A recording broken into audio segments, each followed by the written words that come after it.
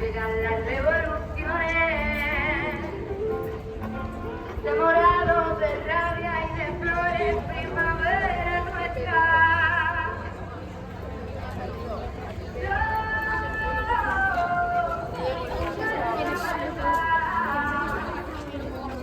Son las hijas, las esclavas, las poetas, las sin miedo y sin careta. Dicen que son las mujeres, los señores que se trafican con mis sueños, las tertulias que especulan con mi muerte, las portadas que nunca hablarán de mí, sino del carmín, de las faldas de cobre, de las marcas de mi